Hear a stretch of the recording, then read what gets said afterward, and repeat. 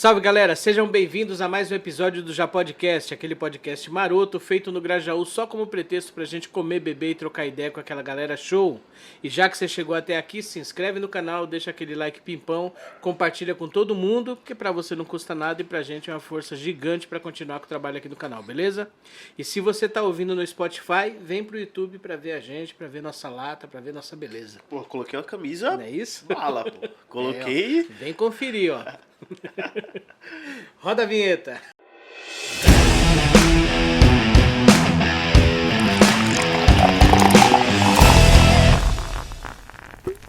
Bom, pessoal, e antes de mais nada, queria destacar aqui os nossos apoiadores, começando pela Ana do Que Coxinhas, que fornece salgados maravilhosos, que dá até água na boca. Ó. Não, mas essa coxinha tá, Tá demais, brincadeira. né? Eu não vou comer pra minha boca não ficar oleosa, minha mão... Mas, pô, eu acho que eu não vou resistir não, hein? Coxinha é... E se você também quer comer esses salgados aí, segue ela no Instagram, tá aqui o arroba dela, arroba @quecoxinhas4, e começa a pedir. Ela tá no iFood e ela não faz só salgado não, a Ana é embaçada na cozinha, o que você precisar, o que você quiser comer, ela sabe fazer. Eu não sei dizer o que ela não sabe fazer. Rapaz... Então chama ela lá e começa a pedir, hein? Outro apoiador que a gente quer destacar é o pessoal da Tecno Studio. O pessoal da Tecno Studio, eles mexem com tecnologia, computadores, design gráfico digital, desenvolvimento de web, eles fazem de tudo lá. Você tá com aquela maquininha cansada na sua casa, quer jogar ela pela janela, tacar fogo, e nas Casas Bahia tu compra outra 72 vezes. Não vai não, fala com o Hélio e com o Rafa lá, tá aqui o contato deles, pessoal da Tecno Studio, eles vão avaliar a máquina, se der pra fazer, vão fazer um upgrade no precinho. Se precisar montar outra, eles montam também, do jeito que você precisar, daquele jeito. E não se compra computador onde vende geladeira, hein? Vai lá na Tecno. Isso aí, Vai na ó. Tecno que tem Sabedoria pessoas tá aqui, especialidades, ó. Sabedoria tá aqui. É isso aí, Tecno Studio. Outro apoiador, esse eu preciso ler porque o cara faz um monte de coisa aí. É o pessoal da ESX2 Contabilidade, nosso amigo Ed Serafim. Os caras lá, eles fazem abertura de microempresa, MEI, ME, limitada, são especialistas em Simples Nacional, assessoria contábil e fiscal e imposto de renda, né? Pra quem não declarou ainda, conseguiu declarar, deu tudo certinho? Eu não, mas, pô, Não? agora é o momento. É, vai Agora pagar é o multa, momento. né? Tá sabendo, né? Mas o Ed vai ser desenrola. facilitado. O Ed lá, ele facilita, faz o carnezinho lá. Brincadeira, não sei como é que ele cobra. Mas ele desenrola o negócio. Desenrola. É Pix isso aí. com certeza tem. Com certeza tem Pix. Abraço, Ed. É isso aí. E o nosso convidado de hoje, ele é artista, arte educador, cofundador do coletivo Corre, né? Isso. É roster também de podcast. Também tô nessa. Temos aqui o Lelo. Seja bem-vindo, meu irmão. Muito prazer, meu mano. Um prazer estar aqui. Pô, essas comidinhas Eu deliciosas. falei que você é arte educador? Pô, Falei, né? agora falou. Tá Tá falado, falado. tá falado. Comendo as comidinhas aí. Essas comidas ótimas. Tá aqui com sua família, ver essa estrutura. Opa. É uma estrutura aconchegante e uma ideia muito pra frente. Muito Valeu. obrigado pelo convite, mano. A honra é toda nossa. Mas e aí, aquela pergunta fatídica, já pode? Aqui, ó. Podcast. Hoje no suquinho de limão. Delicioso, hein? Tipo raspadinha, Simone. Ou veio com gelinho aí por cima, batido, sei lá. Parecendo raspadinha mesmo. O Ricardo Punch deve estar triste, hein? Com essa raspadinha aqui, ó. Ia fazer se uma cuida, grana, hein, Se Punch? cuida, hein? Ele chegou aqui e se surpreendeu com a guacamole dela também. Guacamole. Urra. Ricardo gostou. Fez propaganda. É isso aí. Vamos bater papo? Vamos lá. Bora. Solta. E aí, vamos começar lá do começo, né? Você é nascido e criado no Grajaú? Sou nascido e criado no Grajaú. Desde que minhas memórias, assim, todas elas são no Grajaú, né? Eu tenho um carinho, um afeto pelo Grajaú enorme. Eu acho que não consigo visualizar minha vida sem o Grajaú. É difícil, né, cara? Muito difícil. E eu tentei alguns momentos, né? Pensar assim, tipo, mano, pra onde que eu posso ir, né? Sei lá, um outro estado, um outro país. Mas sempre volto pro Grajaú, assim. O Grajaú é um...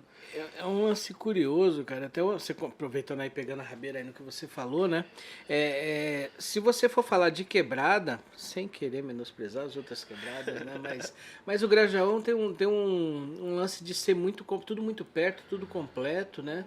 Você não tem dificuldades. Qualquer coisa que você queira fazer por aqui, tá tudo muito próximo, né? Você tem tudo. Tem a Belmira Marim que mata, Pô, né? Mas aí quebra, né? A bola branca no final do dia. pode crer. Tem ali uma janela no dia que você, no final da noite, pra você chegar, que é entre as 8 e as 9. Você chegou nesse horário, você vem tranquilo. Mas depois disso, Aí já tem deixa tem lá, já busão. fica lá no terminal Grajaú, já. Mas tem um lance aqui de ter tudo aqui perto. E você vai, às vezes, você vai pra uma quebrada, falta uma coisa, falta outra, que a gente tem tudo, Sim. né? Mas, ô, Sandro, eu acredito que seja para além disso, assim, né? Acho que o Grajaú, como um berço, assim, político, artístico e cultural, é uma parada que é muito diferente, né? A Zona Sul, como um todo, ela é muito diferente. Sim. E não que, né, nas outras zonas não sejam. Mas eu acho que é porque a gente está nesse contexto mesmo, né? A gente cresce familiarizado com tudo isso que vem acontecendo, então é muito difícil para mim me ver em outros espaços, né? Agora eu tô mais no Jardim São Luís, em outro lugar da Zona Sul, que a gente tá muito próximo, mas pela represa a gente tá, não é tão fácil, é contramão. E lá eu vejo, assim, que, tipo, é a mesma coisa, assim, é a mesma... Poxa, a mesma energia, a mesma dinâmica, as mesmas agitações culturais com outras pessoas, outros formatos, mas é muito parecido e tem, tipo, cada peculiaridade, cada especificação daquele território, mas é muito parecido com o que a gente vive, assim. Teve uma moça que eu conheci numa exposição que, inclusive, o Mauro Neri, ele ele tava em Nova York, se eu não me engano, ou em Miami, algum desses espaços, e aí ele voltou pra cá, e aí nessa que ele volta, teve uma universidade de Nova York que falou, pô, a gente quer conhecer a arte do Grajaú, quer entender o contexto de lá, Caraca, quer ver qual que é a arte e a política, contexto de periferia no Grajaú através da arte. E eu tava com a exposição, em 2019, com a exposição Catingueio, que foi no dia 9 de fevereiro, no meu aniversário de 22 anos. Nessa exposição, o Mauro viu que tava rolando, trouxe essa galera pra cá pra ver a exposição. E aí, tipo, quando o Mauro me deu toque, eu falei, puta, mano, a galera de Miami, Nova York, sei lá quem essas pessoas aí, pá, gringo, né? Já fui, tipo, putz, imaginando a camisa florida, aquela câmera chapeuzinho, sombreiro. Pescador. Falei, putz, já fiquei, né, tipo... E aí, quando eu cheguei lá, quando eu vi aquelas pessoas, era um outro contexto, né? Era uma galera, uma juventude muito potente, e era a maioria, assim, do grupo, eu acho que tinha umas 30 pessoas, assim, e 20 delas eram bolsistas, né? E isso cada uma pessoa de um lugar do mundo, assim, né? Tinha uma diversidade muito grande nesse grupo. Pô, legal, hein? Experiência. Pô, experiência bala, assim. E aí, nisso, a gente, tinha uma intérprete para passar todas as ideias da exposição, a gente fez um bate-papo, e aí tinha uma garota, uma mina pretona foda, assim, bala, imponente mesmo, né? Ela era do Bronx, é do Bronx. Mano. E aí ela perguntou, tipo, por que esses personagens aqui, eles estão com a roupa maior que o corpo, né? E aí eu expliquei pra ela que isso, na minha realidade, são as roupas que são passadas de outras pessoas e tal. E ela falou, isso acontece com minha família, acontece no meu bairro, e a periferia é periferia em qualquer lugar do mundo, no Brasil, no Bronx. Eu falei, puta. Olha isso. Falei, é isso.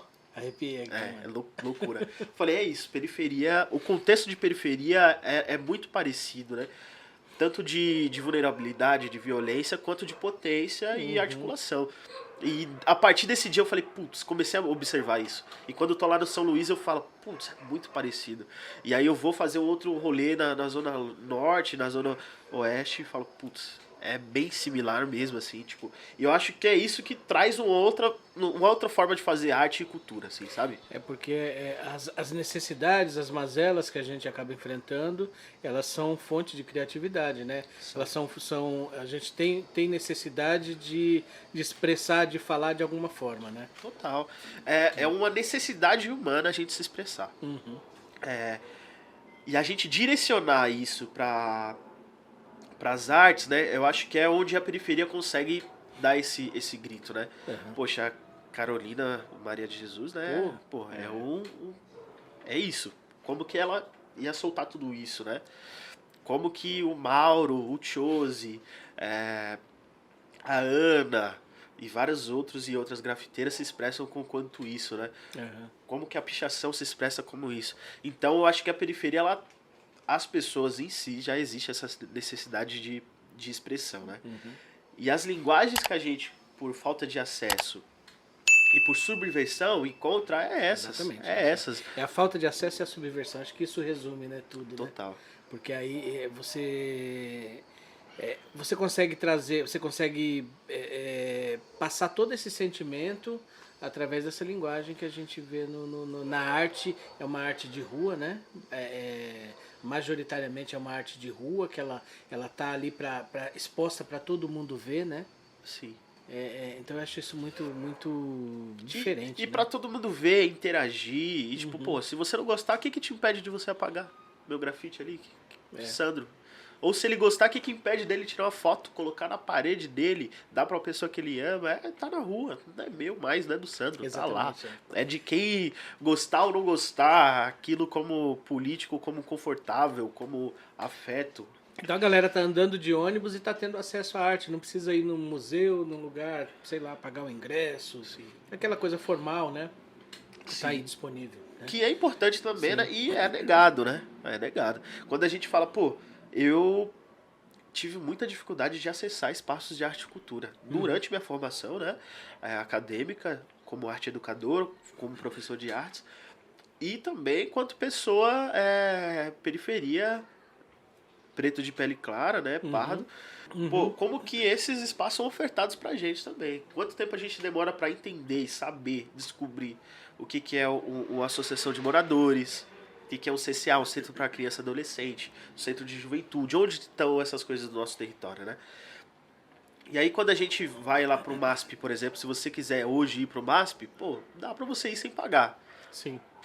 Pô, beleza, mas aí terça-feira, 5 horas da tarde, você consegue? Quem vai conseguir? Uma pessoa, pô, O cara tá trampando, né? pô, né? Até 5 horas da tarde, pô, ele sai 5 do trabalho. Então até isso, né, é tipo, firmeza, da hora. Mas quando você faz essa iniciativa de arte e cultura, uma terça-feira livre para as pessoas que conseguem ir, quem as pessoas conseguem ir pro centro numa terça-feira até as 5 horas da tarde? E aí isso abre uma lacuna maior, né? Porque as pessoas que conseguem ir, muitas das vezes são pessoas que conseguem pagar pra. Se ela não tá trabalhando ali, né? A maioria disso, fazendo uma generalização, pessoas que têm uma disponibilidade desse horário, são pessoas que, pô, já estão estável financeiramente. Então, abre mais lacuna e precedente para pessoas que talvez nem precise ser o público-alvo dessa acessibilidade, né? Enquanto quem precisa acaba, tipo, tá sempre distanciada. E é até também uma forma perversa de vender a arte periférica, né? Pô, tem grafite lá, não, da hora, continua aí, faz os seus grafites, pinta seus muros e tá tudo bem, vocês têm acesso à cultura. Quando, né, pô, um centro cultural só no Grajaú, que é o tamanho de um país, pô, e aí? Um centro cultural só lá na cidade de Ademar, pô, vamos... Não supre, né?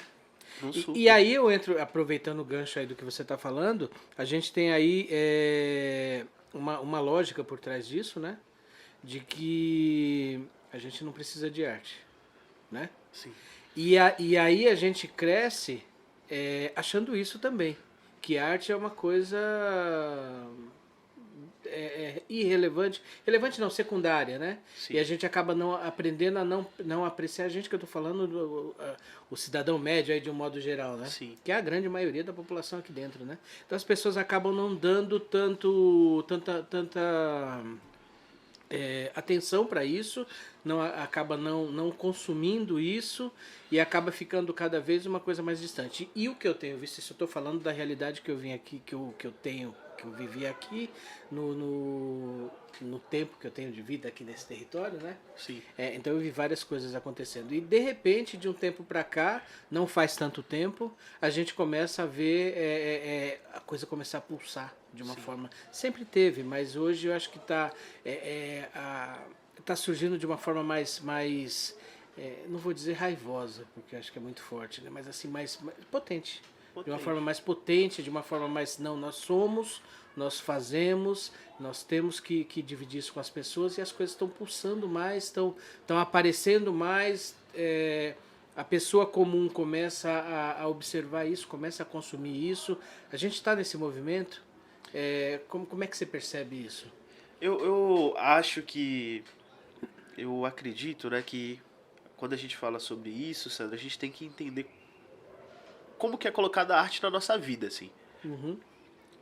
Quando a gente começa a estudar arte na escola, no fundamental, é passado pra gente o que é arte, né? Sim. E aí colocam lá, essa aqui é a Mona Lisa, esse aqui é o Leonardo da Vinci, isso é arte. Tá. E aí fica num lugar de intocável. Pô, é isso aqui, ó. É Louvre, vai estar lá. Ou seja, só vou ver no livro mesmo. E ponto, assim. E a gente tem até uma falsa memória, porque a gente pensa, vê aquele livro, acha que a Mona Lisa é um puta de um quadro gigante. E ela é uma A4 quase, muito pequena. Uhum. Então, tipo, além dessa falsa sensação de tamanho, grandeza, em vários sentidos, né? Tanto no literal quanto no imaginário, a gente começa a perceber isso, né? E aí eu acho que é o que subverte as artes visuais aqui no território, é que a gente tem muitos artes educadores e educadoras. Então isso também dá outra visão. Porque quando a gente tem o Kleber, o crioulo, dando aula de artes lá em qualquer uma das escolas daqui, quando a gente tem a Maria Villani quanto educadora, a gente começa a ver as outras vertentes de arte. Né? Quando Maria Villani apresenta o Mauro Neri, o Wellington Neri, ó, isso aqui é o grafite, essas pessoas são artistas. Sim. A gente consegue... Pô, eu vi esse cara na fila do Lucélia. Esse cara, pô, tá perto de mim. Uhum. Então a gente começa a ter uma outra noção do que é arte. Né? Uma outra relação. Uma outra relação do que é arte. Uhum. Então quando você vê essas pessoas, de fato, pele e osso, e a gente para de colecionar artistas mortos, para de colecionar memórias de artistas mortos, é uma outra relação que a gente tem com a arte. Cara, posso aplaudir agora? A gente vê aquilo e fala, putz... É exatamente isso. Eu entro aqui nessa sala e falo, pô... O pessoal fez uma comida da hora, um suco da hora, tem um microfone. Poxa, eu acho que dá pra mim fazer isso. Exato. E aí vai se replicando isso. Exato. Vai se replicando isso. Até o momento que a gente nem percebe, nem esteja vivo pra ver, e muitas vezes a gente tá assim, que esse impulso, esse convite, esse palpável do podcast no Grajaú, que história é essa? O que essas pessoas estão fazendo, construindo? Isso vai acessando e colocando a gente nesses espaços de não só do lugar de fala, do pertencimento, né? Mas do tipo, putz, eu acho que dá pra fazer. É possível fazer também. É possível fazer. Né? E, cara, você matou. A gente, quando começou com essa história aqui, foi no meio da pandemia e a gente não tinha muito assim um rumo pra seguir, assim, não tinha uma coisa... Não vou chegar pra você, não, a gente tinha tudo estruturado, vamos ser isso e aquilo. Não sabia pra onde ia. Vamos fazer e pronto. E aí, de repente, a gente começou a acessar essa rede, que eu já sabia que existia, mas eu era aquele cara 8-5, saí daqui com 14 anos e só vinha pra dormir, né? Durante todo esse tempo. Bairro dormitório, né? Bairro dormitório. E aí, de repente, a pandemia me deu a oportunidade de ter acesso a essas coisas. Você vê que coisa, hein? Eu vou fazer 50 anos agora. Então, o tempo que eu fiquei... afastado do meu próprio território, né? Vivi, conhecia, admirava, mas sabe aquela coisa assim de... Tá, e aí, onde é que tem? Ah, onde é que eu vou ver? Entendeu? E aí, de repente, a gente... quando a gente começou a acessar isso, eu falei, pô, aqui tá um sentido para esse negócio. É mostrar primeiro que as pessoas que estão aqui dentro, elas fazem, na força do ódio, né? Elas fazem, essa arte ela tem que ser divulgada, tem que ser observada, tem que servir de inspiração para as pessoas, porque o meu vizinho, ele está fazendo arte, então eu também posso fazer. Sim. Né? Sim. Por que eu tenho, esse é o meu caso, por que eu tenho que abandonar o meu sonho lá no passado para ser devorado aí pela vida e não... Vou até chorar aqui. Ser devorado pela vida e não executar isso, fazer isso virar realidade. É Sim. possível, né? É possível. E eu digo mais... Inspirar, né? Eu acho que esse gatilho que você traz é de... A gente está fazendo, essas coisas existem, mas a gente precisa lutar e correr atrás de que essas coisas sejam potencializadas. E aí quando a gente diz, não é de, pô, Sandro, você é foda, da hora seu trabalho. Sim. É de políticas públicas, Exato. incentivo capital também em cima dessas iniciativas, né? O quão potente e quão efetivo seria se a gente conseguisse acessar todas essas políticas de inclusão e cultura e aí falasse, ó, Sandro, cada episódio você vai ter essa verba aqui, esses lanches aqui da Ana, todas essas pessoas que estão patrocinando, você vai ter uma verba e você decide como que você faz isso. Sim. Né? E aí, a relação do Murilo com o que ele está fazendo ali vai ser outra. Exato. Ele vai ter um aporte para profissionalizar o que ele está fazendo. A Ana vai conseguir ter um aporte também de oportunidade de venda. E isso vai impactar porque essas pessoas estão no meu território. Exato. Se o Murilo está procurando fazer esse trabalho e se aprofundar naquilo, esse território vai ter que suprir essa demanda, senão ele vai lá pro centro. Exato. Lá para lugares que já estão movimentando essa grana. Então a gente entender e pressionar todas essas paradas e essas políticas públicas para falar, ó, a gente consegue fazer e a gente precisa disso. E aí? Quantos nós vamos ter que parar de fazer porque a gente não tem mais dinheiro de onde tirar? Sim. Quantos e quantas, né? Muita gente fica no meio do caminho. E aí? Olha o tanto de incentivo que a gente conseguiria dar de aporte financeiro mesmo. Pô, é isso. E aí, desculpa te interromper, mas assim, a gente observa o seguinte, hoje a gente vive um momento muito complicado nesse sentido, no fomento da cultura e da arte, né? Querem derrubar tudo de qualquer jeito. Mas a gente sabe que existem valores muito altos e existe aí um fundo muito grande que poderia ser, que é direcionado, é direcionado para a arte, para a cultura. Só que, às vezes o que eu percebo, posso estar enganado, mas às vezes o que eu percebo é que ele fica concentrado em panelas, em artistas aí que às vezes nem precisariam disso e às vezes não chegam onde precisa. É fato isso?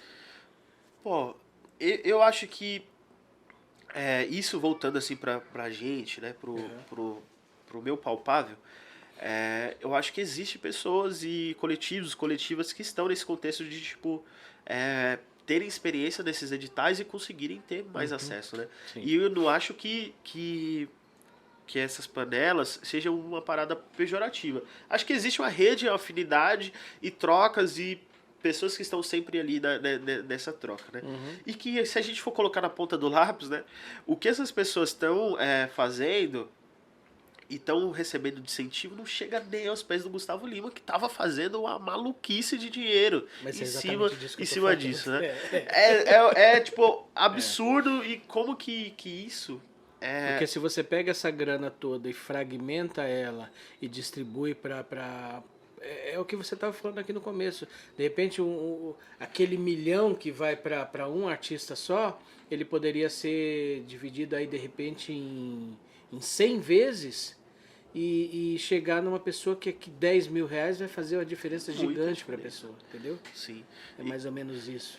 Total. É o que eu percebo. Mas aí a gente vai procurando entender, né? Tipo, pô, Gustavo Lima, sertanejo, agronegócio, laranja, governo de direita, vai entrando numas que aí a gente consegue. Que é óbvio, né? E tá traçado isso, né? Sim, o mal é muito mais difícil da gente tirar a poeira e falar, pronto, agora vamos conseguir colocar essa verba em outro lugar. É tão espinhoso esse território que é difícil da gente entender para onde vai também, né? Sim. Como tudo, né? Como tudo. Tem uma linha cronológica, não é só na arte, na saúde, na segurança, em tudo. Exatamente, né? Exatamente. Infelizmente. Mas aí voltando, vamos lá atrás. Como é que você cresceu aqui? A gente começou a conversar, fomos aí para um outro caminho. Depois a gente volta nisso daí. Como é que foi sua infância aqui? O que a quebrada te ensinou? Como é que a quebrada te formou? Porque a gente está vendo hoje o Lelo produzindo, fazendo aí 1 milhão de coisas. Não sei nem onde é que você arruma tempo para participar de tudo isso. Mas como é que a quebrada contribuiu para isso acontecer? Como é que foi a sua infância? Manda aí pra nós. Certo. Eu sou o filho mais velho, né, da Selma e do Sansão. Tenho uma irmã chamada Paulina Beatriz e um irmão chamado Everton. A gente cresceu aqui crescemos mais pra cima, passamos por vários lugares no mesmo bairro, assim, no Jardim Heimberg. Fomos, né, migrando e cresci por lá. A minha infância foi, tipo assim, uma infância pacata, mas uma infância, acho que a gente, geração de 97, né? Eu acho que foi a última geração que não pegou o celular do berço, né? Verdade. Depois de 2000, já todo mundo que nasceu já tinha acesso ao celular. Então acho que eu pegar esse finalzinho assim foi bem diferente. As brincadeiras de rua. Conseguiu brincar na rua ainda. Teve, pô, carrinho de rolemã. Ô, louco. A nossa rua ali era mais fácil, né, no Jardim Heimberg. E lá no Jardim Heimberg, um espaço muito potente. Cara, o Jardim Heimberg é fora de série, né? Né? É doideira que tem ali, né? Muita coisa, Tem muita uma coisa. galera, poxa, bem potente, Parece assim. que o cara, quando fez assim, falou, vai ser aqui, ó. Pum, jogou todo mundo ali. Jogou. Mas eu acho que é isso, dessas coisas, ó. Antes de mim, teve vários outros que eu vi, consegui visualizar. E aí essas pessoas também vão me vendo, e aí outras vão vendo elas, essa escala, né? Talvez seja isso. Sim. Talvez A galera foi cortando mato ali pra vocês andar no e a asfalto, gente, né? pô, andar de carrinho de rolemã lá, né? Então, essa infância foi mais assim. Não soltei muito pipa, assim, meu pai não gostava, achava bem perigoso, né? Mas tive uma infância tranquila, assim, na medida do possível, né? Sem fazer os recortes de todas as violências que a gente tá inserido, né? Sim. Não vamos romantizar, né? Também não é a vida, não é um morango com a pontinha de chocolate, né? Não é assim, né? Super. E aí, fui crescendo, fui me desenvolvendo quanto adolescente, conheci o cursinho pré-vestibular, o cursinho popular, né? Vladimir Herzog. Fui ali conhecendo também outras pessoas no Carlos Aires, onde a rede emancipa de cursinhos, que inclusive tá aqui perto, tá na Bola Branca, tá? Tá aqui da Bola Branca. Tá pertinho da gente. Quero aqui. conversar com o pessoal também. São pessoas bem potentes. Então, essa galera fui conhecendo, fui me envolvendo mais através da educação, das paradas, né? E aí, nesse processo da adolescência ali, tinha um grupo que desde quando eu era moleque existia ali, que era o Chama Lami, né? Checkmate La Mission. E aí, era loucura, eu tava jogando bola na rua, e aí passava uns Opala rebaixado, mano, som pocando, todo mundo jogando xadrez com as peças gigantes do meu tamanho, os moinhos de vento e todo... Mano, eu ficava, que isso, né? Que isso? Que loucura é essa? E aí tinha uns, mano, com grafite, umas minas, pau, eu falei, mano, que doideira é essa? E aí fui me aproximando daquilo, né? Fui estando mais próximo disso, do Chama Lami, que, né, Gorflow, Drez, Henrique, uma galera fudida, Pacto Latino, com o Criolo e várias outras pessoas que passaram lá, que estão nesse contexto, né? De música, que, pô, ali era uma galera que tava muito potente. Então, já tive esse contato, assim, fui crescendo dando ali, né? Vendo essas paradas acontecerem e foi rolando, assim. Mas o chamado pra ação mesmo, quando eu falei, putz, é agora. Teve algum momento que eu descobri que tinha um ateliê. E eu não fazia ideia do que era um ateliê. Achava que ateliê, via ateliê de costura. Eu achava que era alguma coisa dessa, né? Pode crer. E aí, um amigo meu falou, ó, tem um ateliê ali, tem uma galera que faz umas artes e tal. Falei, pô, tá bom, vamos lá. E aí cheguei lá, um monte de artista, uma galera doida e tal. Falei, pô, que loucura, eu gostava de grafite, tirava várias fotos de grafite, né? E aí eu mostrei um grafite pra um dos artistas que tava lá. Ele falou, pô, você faz? Eu falei, não, eu só tiro as fotos só dos grafites. Ele, da hora, mostra aí. E aí eu mostrei, ele falou, pô, esse grafite é meu. Sério? Eu falei, pô, seu? Ele é meu, eu fiz ali naquela... Eu falei, pô, que louco, né? Quem que era? Era o Aiko Dani, o Michael. O Michael, ele falou, pô, eu fiz esse grafite. Eu falei, sério, mano? E aí essa primeira geração, né, do ateliê daqui, que fica muito próximo da minha casa, tinha ali o Mangraf, Roger, o Gelson Salvador, putz, só a galera, assim, a galera, né? E aí eu fui vendo aquilo, fui tipo, putz, caraca, que foda e tal. E aí o Roger falou, mano, a gente vai fazer um grafite ali no Icaraí, vamos lá? Eu falei, vou lá, vejo lá, tiro as fotos. Aí ele foi fazendo, ele falou, mano, mas pô, da hora. Mas você fazia foto profissional? Não, era com celular, um celularzinho assim, tipo Nokia, assim, pum, tirava. E aí ele falou, não, você não vai tirar foto não, aqui tá o rolinho, você vai preencher aí, vai fazer as coisas. Eu falei, putz, mano, aí fui fazendo foi lá convocado. E tal. Fui convocado. E aí fui fazendo e tal, falei, putz, que louco. Pô, acho que eu posso fazer, né? Já fui nessa. Aí fui lá, bati na casa do meu tio, que é pintor, falei, tem umas tintas aí, velha aí? Não, tem umas tintas aqui. Me deu umas tintas lá e eu comecei a fazer grafite através disso. Cara, esse foi o ponto na sua vida que, se tivesse sido diferente, tinha te jogado pro outro lado?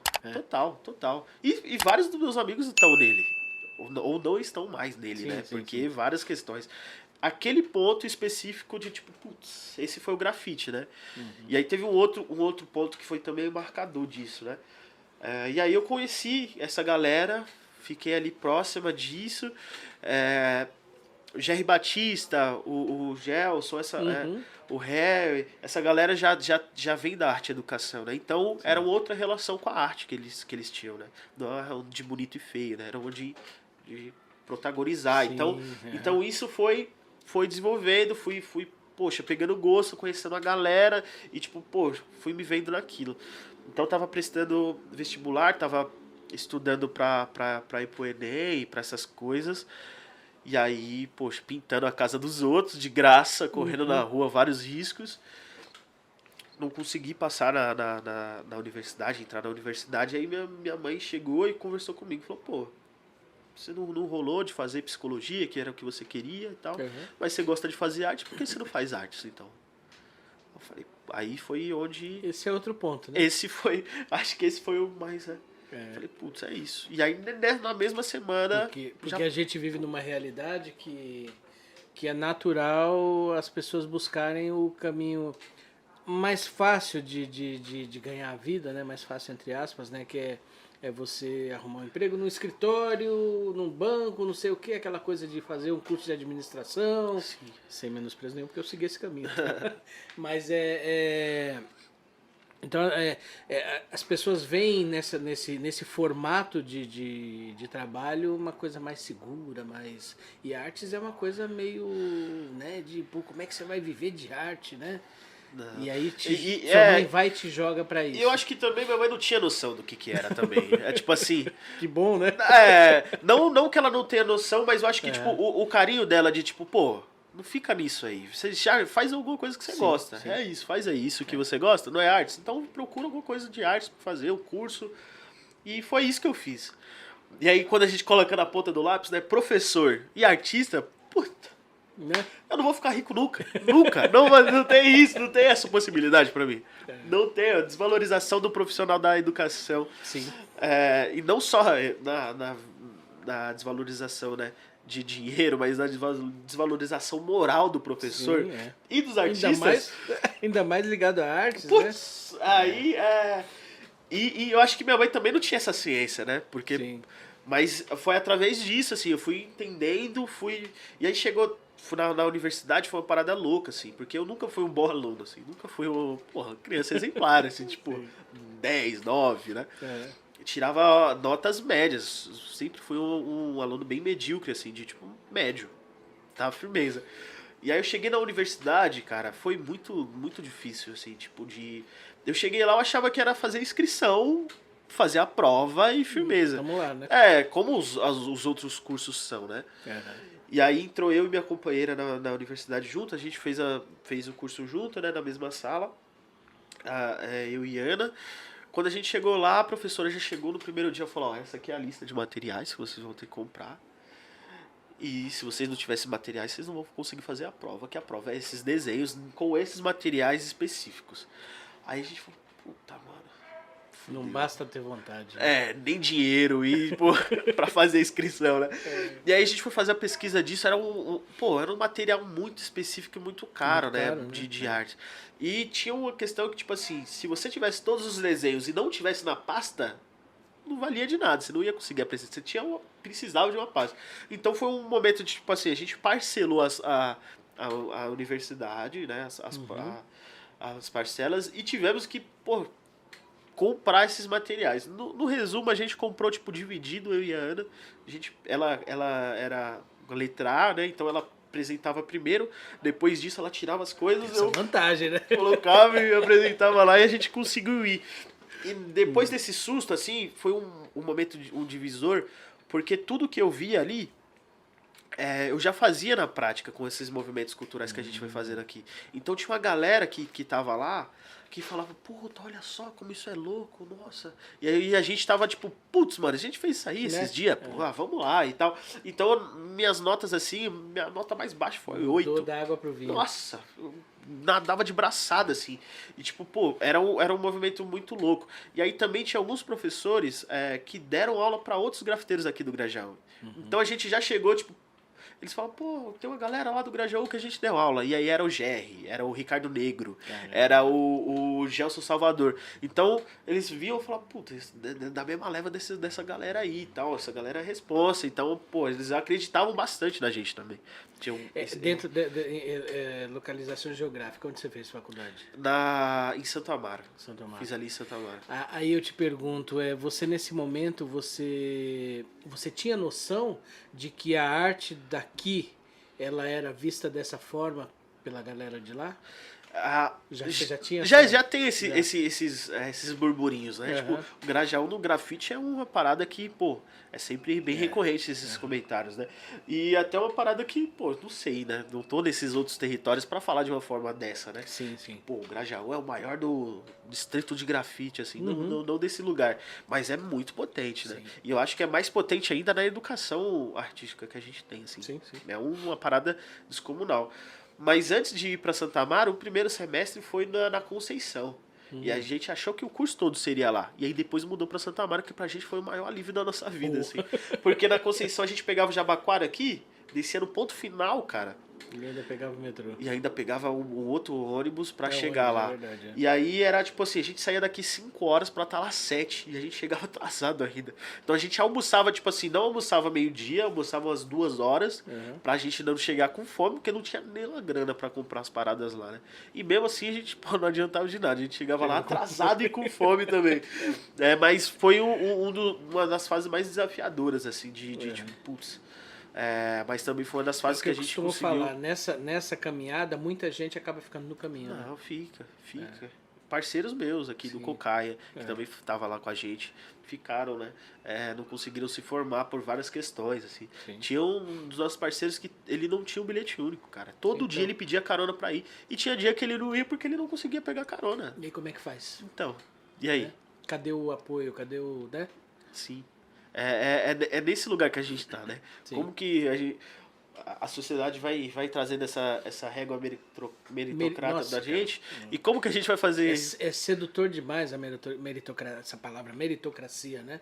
É muito sedutora, muito assim, mas tá jogando no seu colo a responsabilidade Sandro, como você não faz um videocast ao vivo todo dia? Exatamente. Tá maluco? Que história é essa? Você não conseguiu fazer 20 episódios aí? Porra, você não faz todo dia? Faz aí, pô. O pessoal ali do Pinheiros faz, por que não tá rolando nesse lugar, né? É por aí. Então aí você enfrentou isso daí, veio para Santo Amaro. E aí ficou mais fácil as coisas ali em Santo Amaro, né? A gente teve uma relação mais leve também, a gente começou a estagiar, e aí começou a fazer alguns outros trabalhos, então ficou mais tranquilo, assim, apresentamos o TCC e tal, e aí já fui começando a atuar, assim. Então esse pulo da universidade foi muito tranquilo, nesse quesito de matéria, de contexto, de prática, né? Eu acho que é por isso que a gente deu um passo grande, assim, porque a gente já estava praticando isso há muito tempo nas nossas iniciativas pedagógicas que a gente aprendeu com essas pessoas, né? Sim. E aí a gente já ia para lá, tipo, munido, assim, com praticamente um pré-curso, né? Então foi mais tranquilo fazer esse desenvolvimento na universidade. E aí comecei também meu primeiro trabalho formal, né, além de estoquista e ajudante de pedreiro... Isso que eu ia perguntar agora.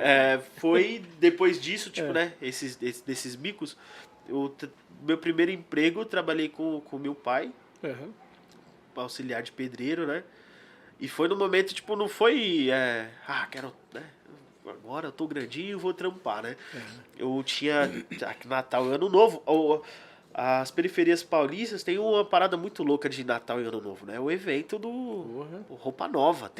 Ano Novo tem que ter roupa nova. E é uma parada doida, né? E aí nessa pira, na adolescência, assim, eu falei pra minha mãe, ó, essas aqui são as roupas que eu quero, esse tênis, esse boné. Aí minha mãe falou, não tem não, mano. Como assim? Esse tênis aqui custa X. E aí tem o seu, da sua irmã e do seu irmão, pô. Como que eu vou fazer isso? Não tem como.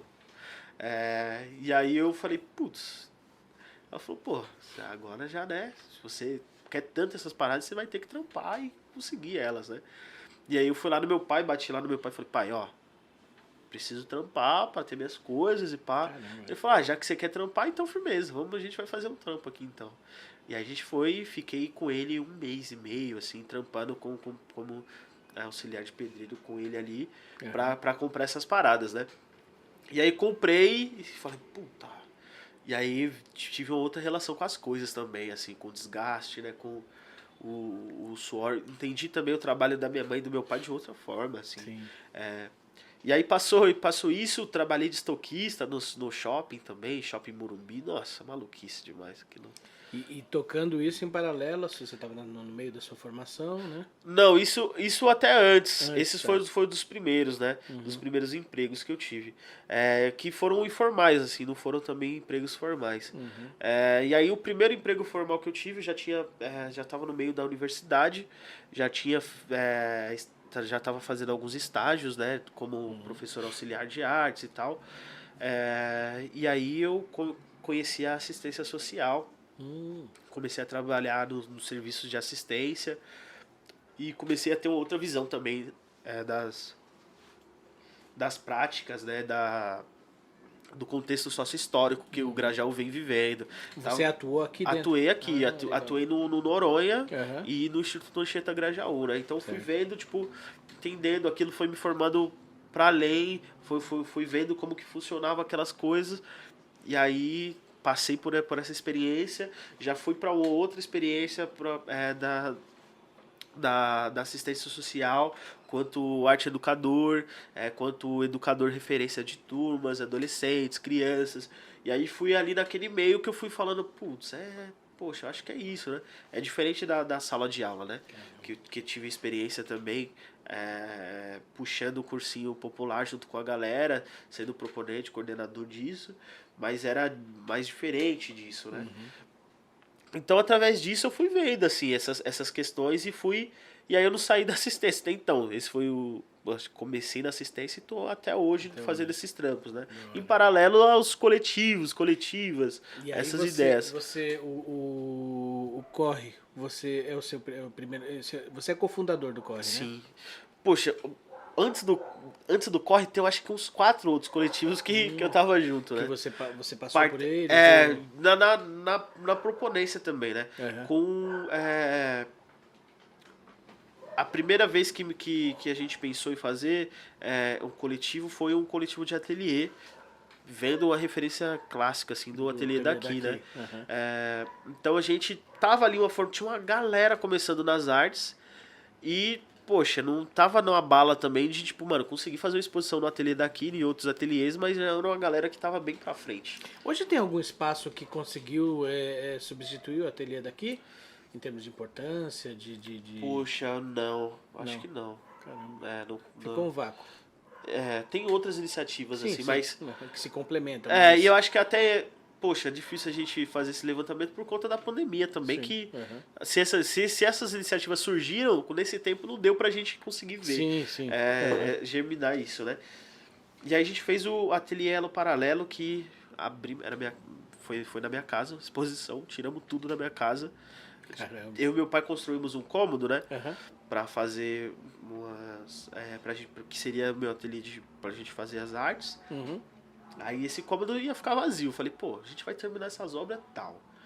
Não vai ter nada, não tenho nenhum móvel. Então vou aproveitar agora, convidar uma galera, a gente faz a exposição aí. E aí a gente fez isso. Convidamos 11... Elo Paralelo. Fizemos 11... Tem um trocadilho aí? Trocadilho. 11 artistas.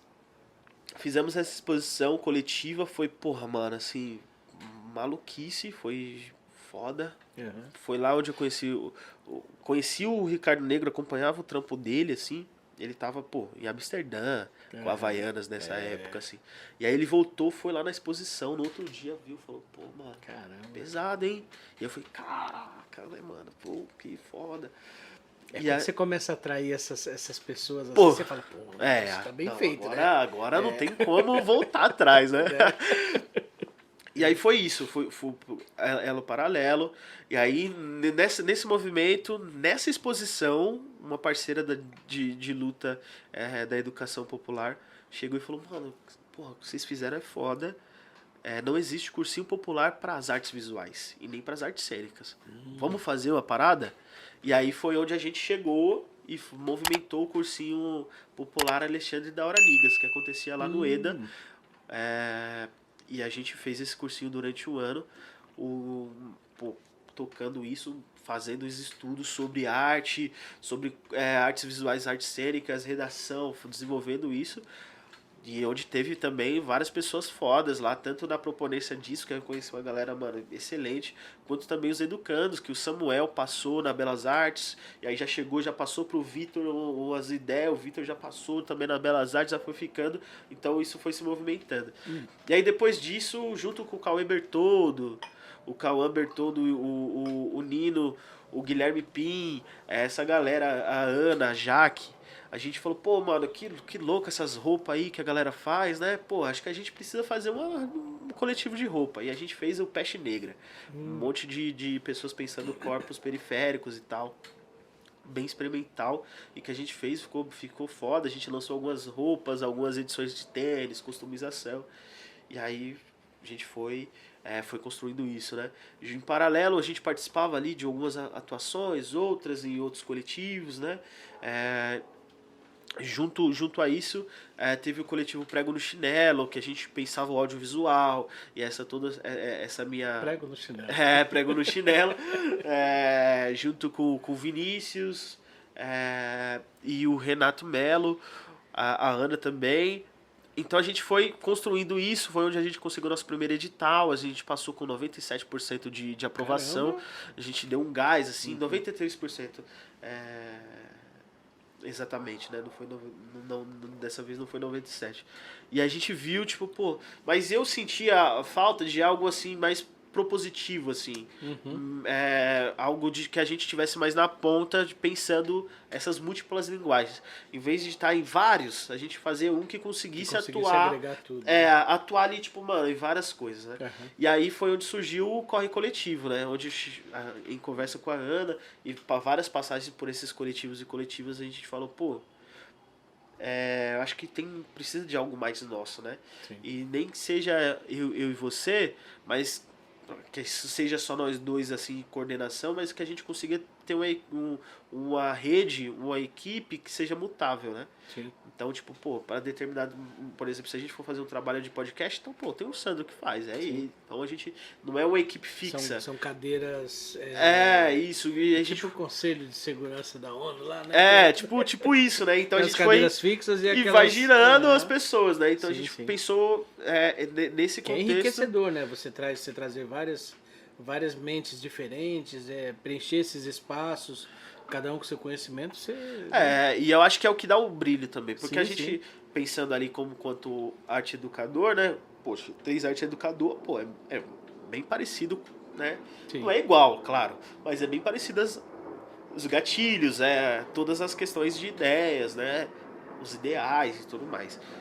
Então o Corre Coletivo nasce disso, assim, da gente pensar algo mais propositivo com nossa visão e que fosse algo mais girando, assim, né? E também teve a contribuição, pô, da Unigraja, que tava junto com o cursinho, assim, quando nasceram bem próximos.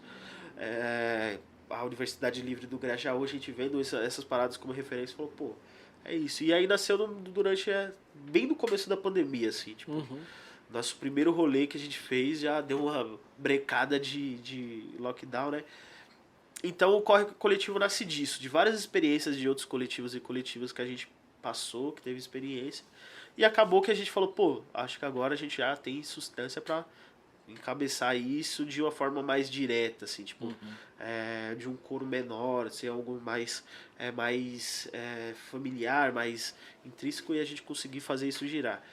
E aí hoje eu tô na coordenação do Corre Coletivo, mas faço parte também da JUPLP, que é o Movimento de Juventude Livre dos Países de Língua Portuguesa, junto com o Ricardo, que me fez esse convite lá de Belo Horizonte, que a gente conheceu através dessas iniciativas, né?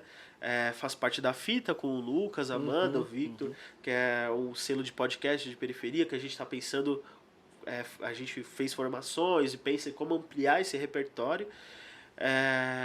E tem outras coisas que eu tô mais próximo ali, mas agora eu acho que eu tenho que dar uma acalmada. A Fita, ela tá fazendo. Vocês têm o podcast e tem a mentoria, né? Isso, agora nesse processo a gente tá terminando as mentorias. Sim. E os próximos meses a gente vai começar já a fazer os. Vocês têm ideia de quantos podcasts vão sair da mentoria? Poxa, vai sair uns 8, 12, assim. Da hora, mano. A gente saiu desse lugar de criar podcasts novos. A gente veio pra, tipo assim, isso tá acontecendo, a gente vai dar aquele apoio nisso, né? Sim, tipo, vamos fortalecer isso. Porque tem, assim, só nesse pouco tempo que a gente tá trocando ideia aqui, você já falou tanto nome, tanta potência que, por exemplo, eu achava que isso aqui ia... em 6 meses isso aqui acaba e... Cara, eu não consegui falar com 1/10 do que tem de gente pra falar só daqui do Grajaú. Sim. E uma vai puxando a outra, que vai puxando a outra, que vai, tipo, isso é uma rede enorme. Então, tem que aparecer mais um monte de podcast aí pra gente conseguir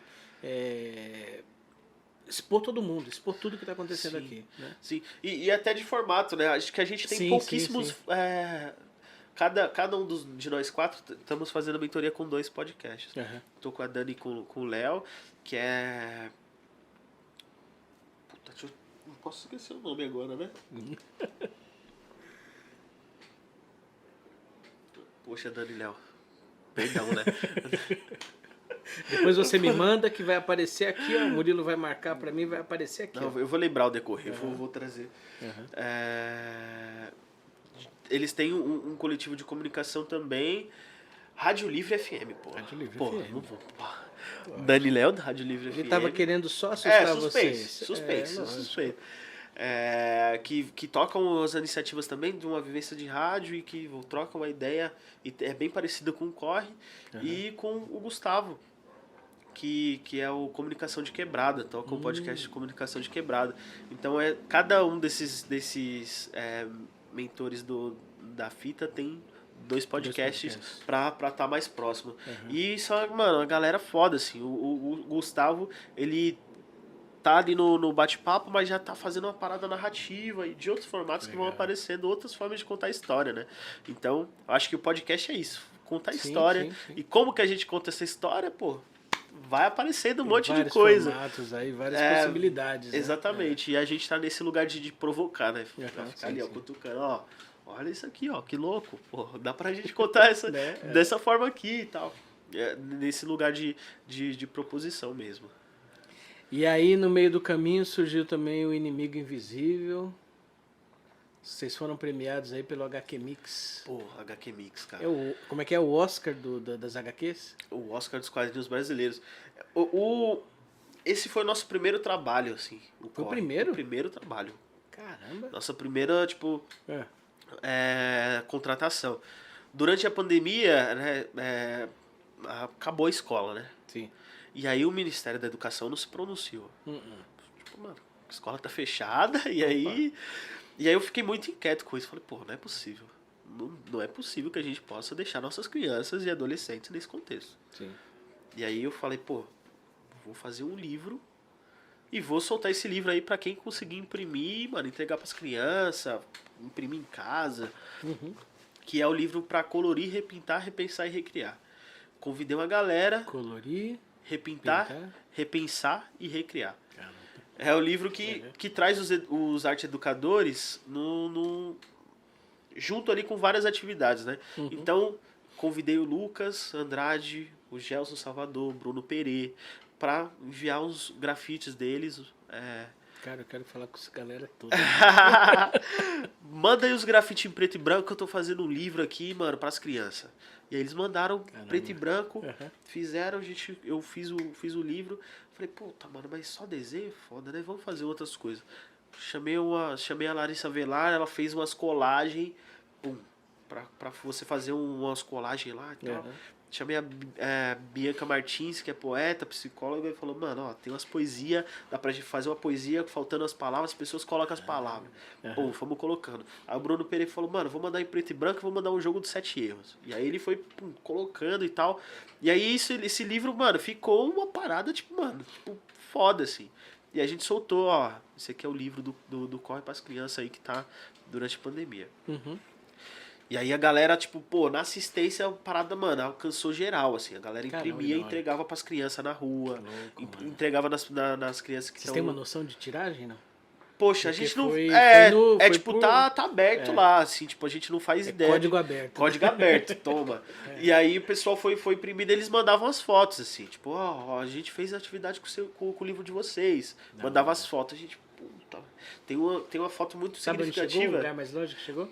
Poxa, chegou uma galera assim da Zona Leste, uma casa, um serviço de acolhimento para crianças em situação de rua.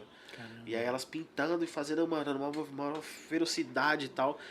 E aí isso a gente viu ali e falei, puta, mano, é isso. É nisso aqui que a gente vai fazer, isso aqui que a gente vai atuar. Você ia falar de uma foto emblemática? É dessas crianças pintando, mano, tipo, puta, mano, com mó veneno, assim, tipo, e eu falei, puta, é isso aqui. Esse resultado que você é isso aqui que a gente, mano, se é com o quadrinho, se é com o livro, se é com... Pô, é isso aqui que a gente vai focar. E aí o Sesc Interlagos viu isso. A Adriele, que fez o convite pra gente, falou, pô, mano, a gente viu esse livro aqui é potente, e a gente, pô, fazer um convite, escreve uma proposta pra gente, uma proposta aí de HQ, de história de quadrinho, com essa visão que vocês têm de periferia, com esse recorte que vocês já vem fazendo, escreve aí pra gente, eu vou tentar defender essa ideia lá, vai ter umas iniciativas de coletivos e coletivos, né? Aí eu falei, mano, beleza, avisei, fiz um esboço, mandei, avisei o Lucas, falei, Lucas, ó, surgiu isso, a gente falou, beleza, mandamos, e aí, tipo, meio que era uma votação, assim, né? Todas as, não uma votação, mas tipo, uma reunião de... Sim, pra aprovar o projeto, né? E aí tinha outros projetos Uhum. e era dividido por área, né? Área da educação, da saúde, meio ambiente, pá, do Sesc. E aí nessa reunião foi aprovado por todas, assim. A galera falou, mano, pô, a gente unânime. A gente quer isso aqui. E aí eles entraram e falaram, ó, é isso, a gente quer, monta a equipe e bala. Aí eu falei, beleza. E aí eu falei, puta, mano, isso aqui, essa pessoa, eu acho que esse time aqui vai rolar. Né? Bianca Martins é psicóloga, ela tem uma visão, mano, que a gente vai precisar estar dessa HQ. A mente da galera tava fodida. Saúde mental. Foi o nosso episódio mais ouvido do podcast do COS. Saúde mental na pandemia. A gente falou, mano, essa pessoa tem que estar. Pô, o Lucas Andrade, pô, Cauíra Dorme, tem um HQ fodida sobre periferia, Belmira Marim, aqui. Ciano, pô, o cara é um multiartista talentosíssimo. E no quadrinho, arrasa essa pessoa, pô, criativa pra caramba. O Everton Marketing se formou em marketing, a gente vai ter que ter uma visão pra atingir essas crianças. E a Ana vai, pô, visão além de arte educadora, vai trazer toda a perspectiva e a coordenação desse grupo. E vou ficar ali também nessa mediação. Juntamos essa equipe e falamos, mano, ó, é isso, essa aqui é uma pré-ideia e aí surgiu isso aqui, ó. Inimigo Invisível. Surgiu de uma forma, tipo, putz, a gente teve um mês pra construir isso e a gente, mano, correndo, parada autografada aqui, tá? Opa, esse é o nosso mais presente, ó. Aqui, ó. Olha aí, ó.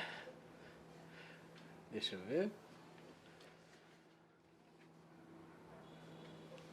Inimigo Invisível. Cara, que realização, hein, meu? Não, foi doideira. E toda a construção, assim, foi muito linda. a gente fez reuniões quase que diárias para discutir, para fazer, demandar.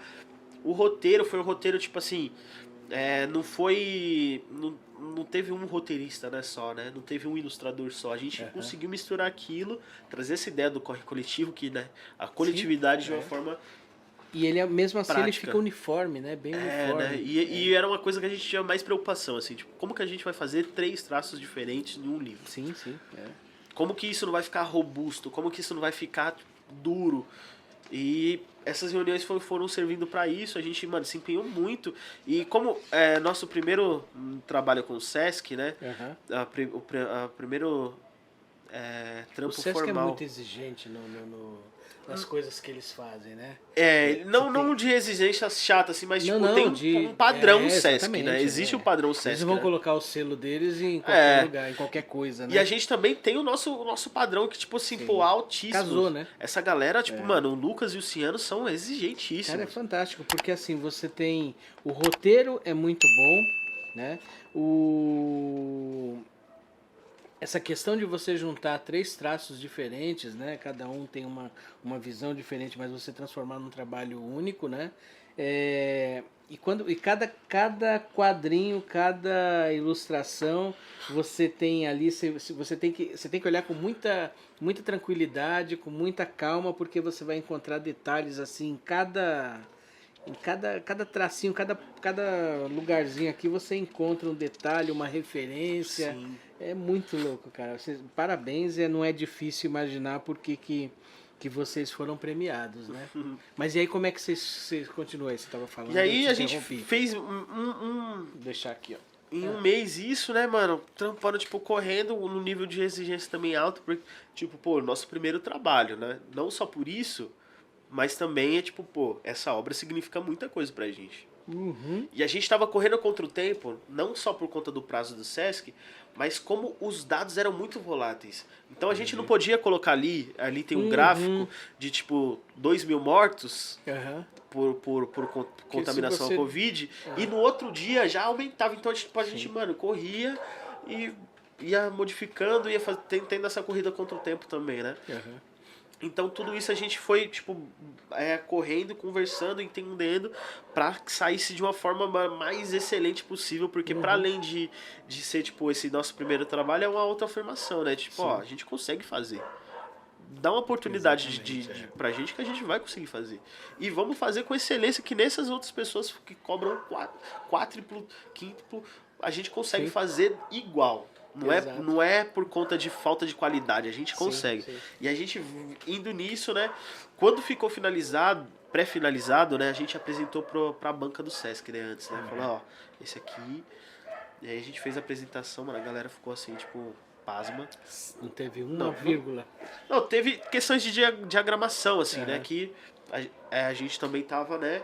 Pô, tinha patinando um pouco e a gente conseguiu desenrolar, mas tipo, criativo, não teve. Poxa, uma moça chorou assim, falou, puta, mano, isso aqui é especial. Quando a gente saiu dessa reunião, eu já senti, tipo, mano, ó, mudou. Isso aqui vai ser grande, vai ser potente. E a gente saiu, todos nós saímos com essa aquele gás. Com essa energia de tipo, putz, mano. Foi impressionante, né? E foi dito e feito, assim, quando foi pra rua. Quando saiu isso, poxa, foi tipo os noticiários, nerd, geek, putz, mano, explodiu, a gente dando várias entrevistas sobre SPTV, a Globo foi lá gravar a gente, falar, mano, ó, olha essa revista aqui do História em Quadrinho da Periferia, pandemia, olha só isso. E a gente, tipo, puta, mano. Aí ali eu ainda tava, tipo assim, pô, é potente, mas não tava projetando tudo isso, né? E assim, vocês estão levando o brio, o sonho, a história de muita gente nas costas. Total, né? Total. É uma responsabilidade. Nossa, né? Essa revista tá isso, né? Nas referências, né? Na caixa d'água, na Equativa, no Pantios, a gente colocou tudo isso. É nossa identidade. São essas coisas que a gente vem fazendo. E quando foi chegando, tipo, pô, atingindo mais pessoas, atingindo uma galera, quando saiu na Globo, assim, também, putz, mano, aí apareceu, mano, muitas entrevistas pra gente fazer e tal. E foi muito rico, assim. E é um conteúdo muito bom, mano. É um conteúdo, Fantástico, tipo assim... impecável. Então, isso também, tipo, não tinha aquele... Caramba, estão falando muito disso. E quando viu, era tudo isso mesmo. Então, Sim, exatamente. o pessoal ficava, tipo, mano, ainda mais. E isso foi ajudando o nosso trampo. Foi subindo. A gente foi conseguindo fazer algumas coisas, né? Eu falo isso, cara, assim, o meu elogio é do alto de quem... Meu grande sonho de infância e adolescência era fazer isso. Sim. Era trabalhar com quadrinhos. E eu desenho... Nem sei se eu desenho... Desculpa. Eu nem sei se eu desenho mais, né? Mas eu desenho. Não, desenha. É lógico. Desenha. Que nem andar de bicicleta. É. E eu cheguei a fazer quadrinhos e tudo mais, mas aquela coisa dentro de casa. Fazia ali, deixava numa pastinha, depois sumia e não sei o quê. E esse era o meu sonho. Então quando eu vejo isso daí, cara, saindo daqui, eu vivia numa época em que a gente não conseguia produzir isso aqui. Sim. E aí vocês saem com isso daqui de dentro. Cara, vocês levaram... Eu tô junto com isso daqui, entendeu? É sobre isso. É sobre isso. Eu tô junto com isso. É isso. Então é muito foda. Isso aqui que a gente tá fazendo aqui, isso aqui só acontecia em TV. Então. Né? Então a gente volta lá no começo da gente poder... a gente está realizando, mas a gente está inspirando e está trazendo um bonde atrás da gente. Sim, de referência mesmo, né? É. A gente tá puxando um bonde. E aí, quando todas essas coisas aconteceram... Olha a minha pretensão, eu não tô puxando nada. Tá puxando. Tá puxando o bonde. De muita coisa, mano. E vai vir. Você vai pagar essa conta. Vai pagar essa conta, fica tranquilo. Quando tudo isso aconteceu, eu falei, putz, é bom. Isso aqui é bom. E, pô, que bom que a gente se empenhou, que bom que a gente conseguiu entregar. Isso vai abrir também outros caminhos para as outras pessoas fazerem, construírem e tudo mais, né? E aí abriu a inscrição pro HQ Mix, que é o Oscar dos quadrinhos brasileiros, né? Todo ano eles fazem e tal. O Gal, tem uma galera, mano, refinada dos quadrinhos, que tem. E uma banca gigante de pessoas que trabalham com, né? Então todas essas obras são lidas, avaliadas com pessoas que atuam na área dos quadrinhos, né? Aí a gente falou, pô, vamos escrever isso. E aí quando eu falei, puta, prêmio HQ Mix, pô, acho que a gente tem chance de... Será que a gente tem chance? Aí, pô, escreveu. Quando a gente foi se inscrever, tinha categoria especial pandemia. Eu falei, ó, essa aqui é nossa. Sim. A gente já ganhou, não tem essa. Pode carimbar. Bora. Eu e o Lucas, a gente não se inscreveu, não. Eu falei, ó, Lucas, tem uma... Pô, carimba que é nossa. A gente sabia do nível, né? Que tava bem bom. Sim, mas sim. Também a gente, né, não tava, né? No salto alto?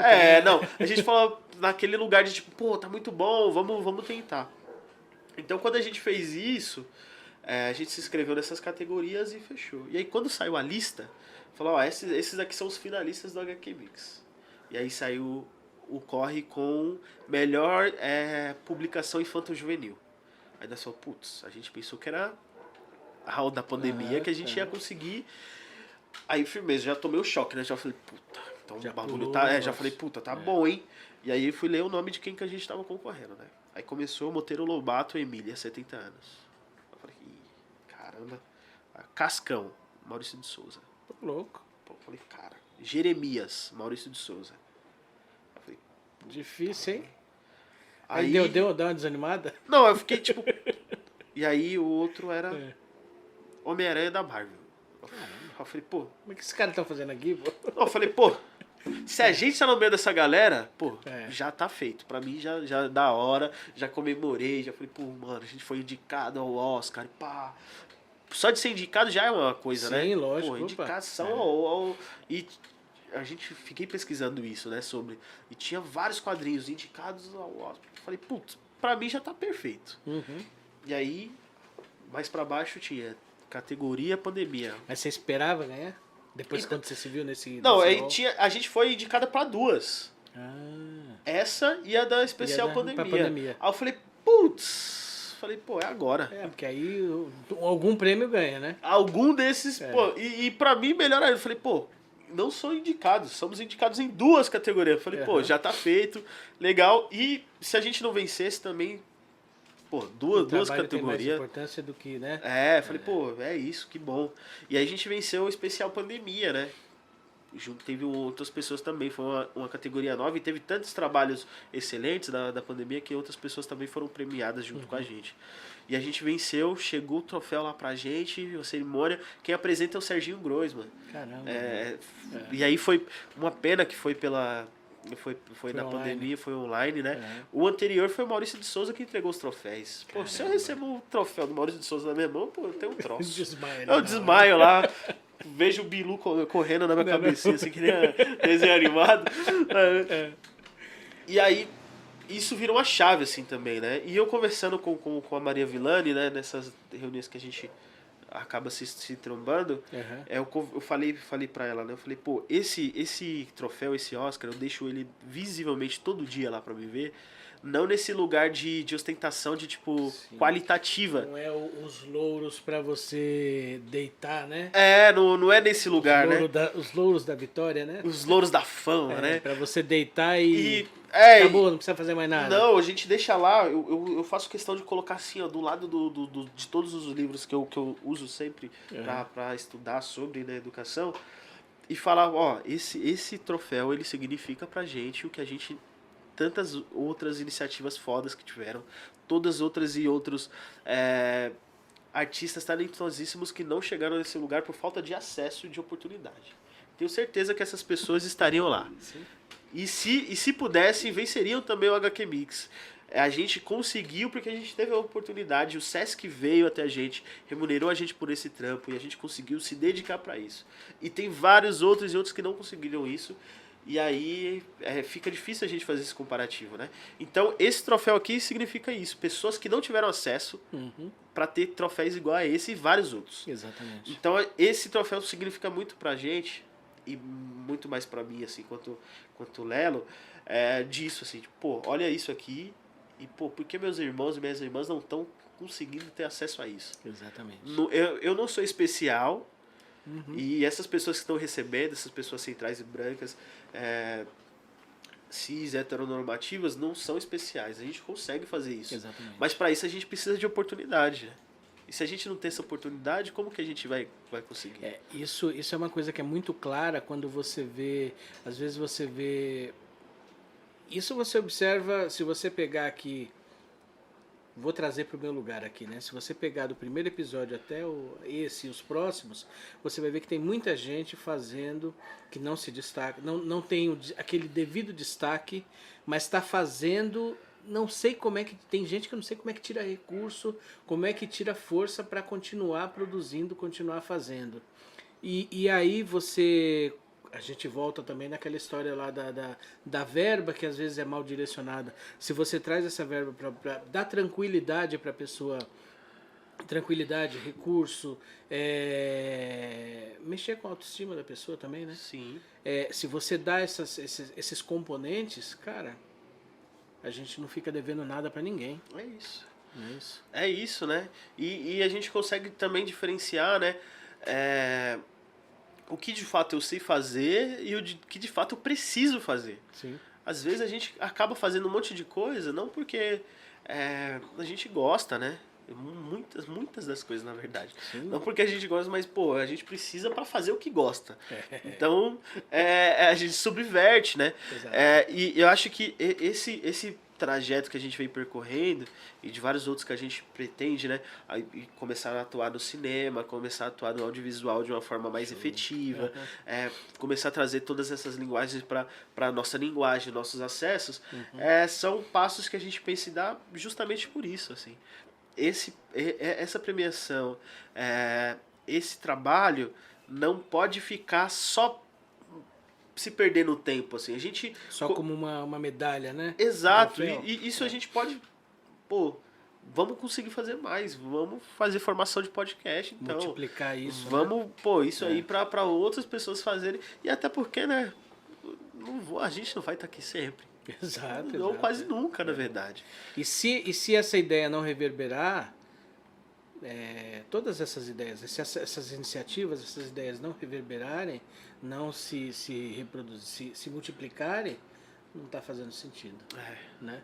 é difícil, né? Pode até fazer, né? Sim. Talvez só Sei pra lá. você, na sua cabeça, assim. Como realização pessoal, né? Mas o alcance dela diminui, né? Sim, E sim, não sim. o alcance de, tipo, atingir pessoas, mas o alcance de movimentar pessoas, né? Sim, sim. De engajar pessoas, né? Mudar vidas. Mudar vidas, né?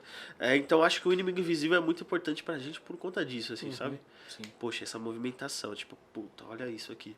Olha o que esses adolescentes estão fazendo, Sim. essas crianças estão fazendo. Então colocou a gente no jogo de uma outra forma. Colocou no jogo, né? De referência, assim, ó. Sim. Pô, ó. E também abriu um caminho, assim. A gente tem reparado, né? A gente entra lá no site do Sesc, vários coletivos que estão junto com o Sesc agora, né? E que a gente nós fomos um dos primeiros, né? E se a gente não tivesse entregado e fosse uma péssima experiência, tenho certeza que ia dificultar a relação de coletivos e coletivas. Olha a responsabilidade batendo de novo. É, assustador, então, né? E a gente vê vários coletivos lá, a gente fala, pô, eu fico bem contente, falo, pô, que bom que, mano, a gente conseguiu entregar e que essa galera também tá conseguindo entregar, que vão vir outros coletivos que vai entregar também. Porque é muito legal, né? A existência disso e tudo mais, mas é o fato de você. O Sesc ele sempre fomentou muito nessas coisas, mas Sim. ultimamente ele vem abrindo mais os olhos e o cofre, né? Os cofres para essas coisas, né? Sim. E aí de repente você inicia um projeto e o seu coletivo vai lá e faz uma lambança e fecha o caminho de todo mundo que vem na sequência, né? Pois é. A responsabilidade local que a gente tem, né? Exatamente, E política. Política olha só. pura, né? Olha só como que a gente vem construindo. Diplomacia pura. Tá vendo só? Caramba, fantástico. E o que a gente tem de projeto aí pela frente? Olha, o corre, a gente deu uma diminuída na frequência, assim, né? Muito mais voltando às coisas da pandemia, voltou um monte de coisa. A gente tá tentando resolver essas coisas pra dar uma folga e voltar com as ações, assim. Mas tá vindo muitas atividades, assim, do corre voltada para as artes visuais, né? Com grafite, lambi-lambi, que vão aparecer.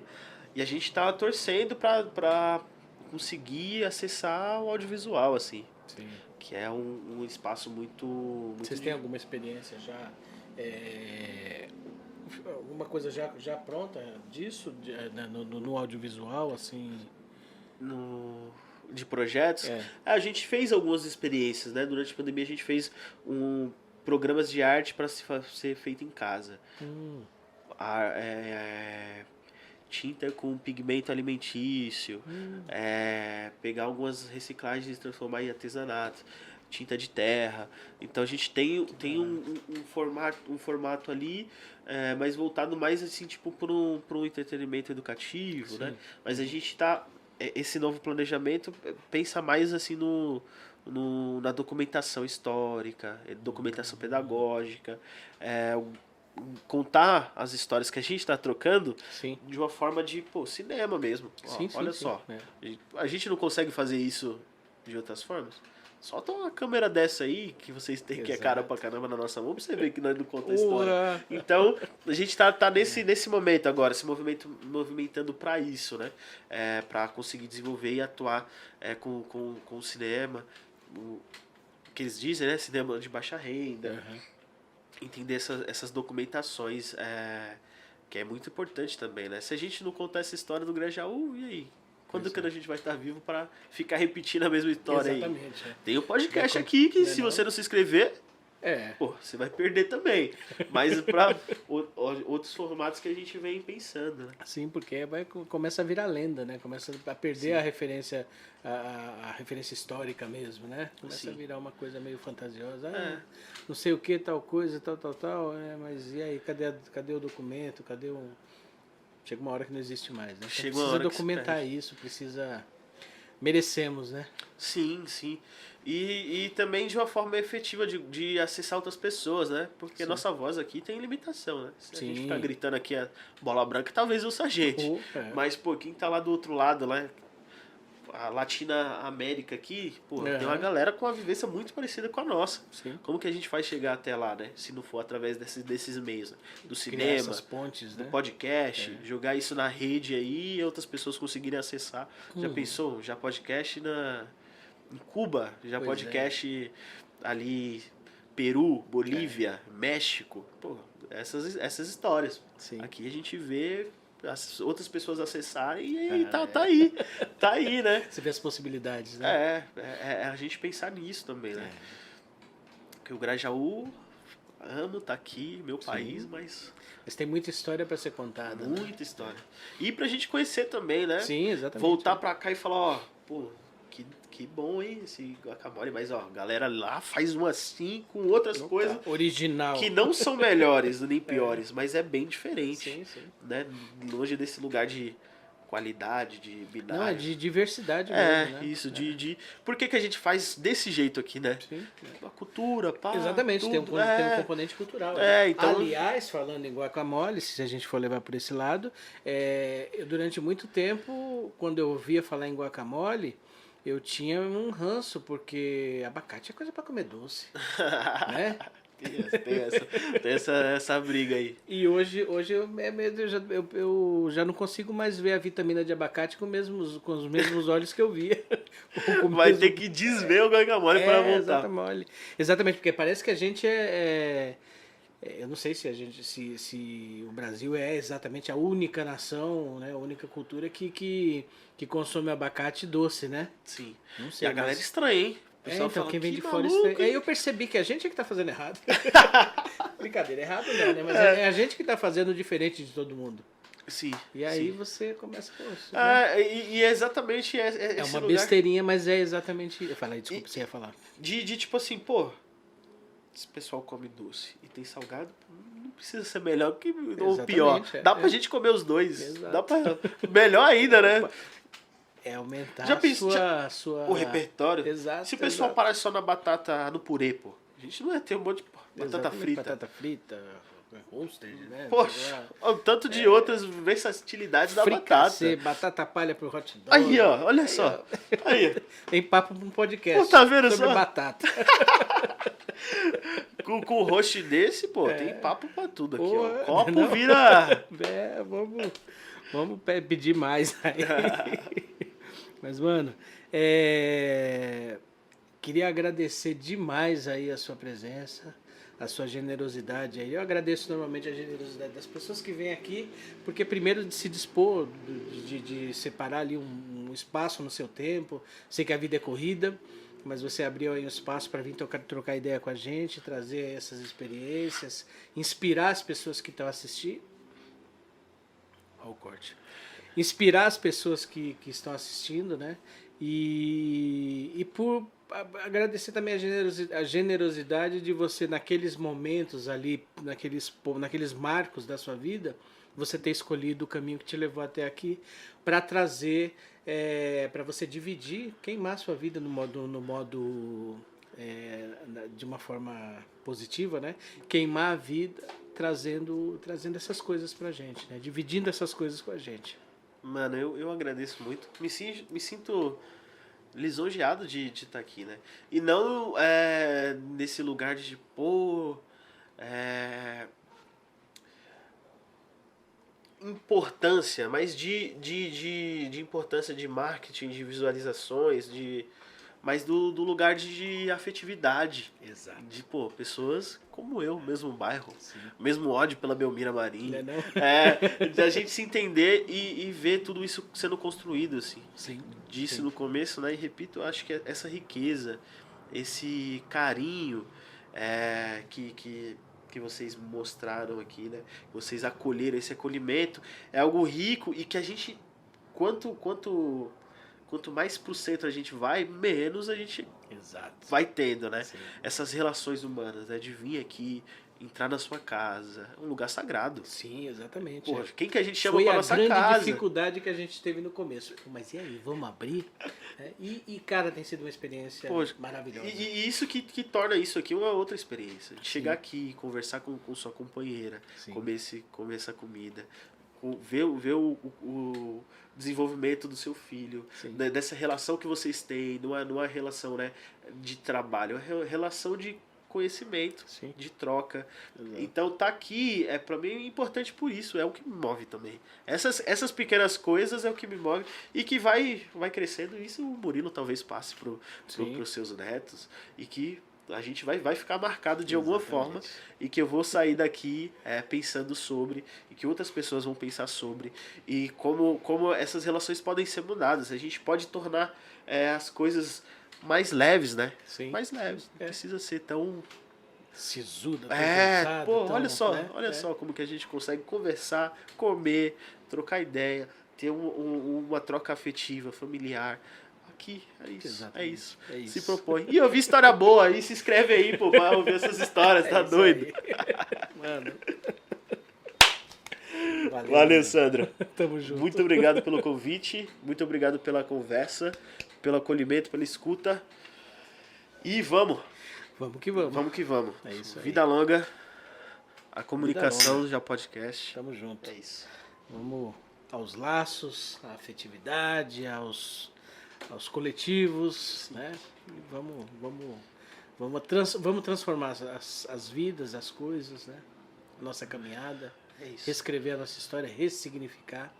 Diz que quando brinda tem que beber, né? Então vamos brindar de novo. Mais uma. É isso aí. Ai. Valeu e até a próxima.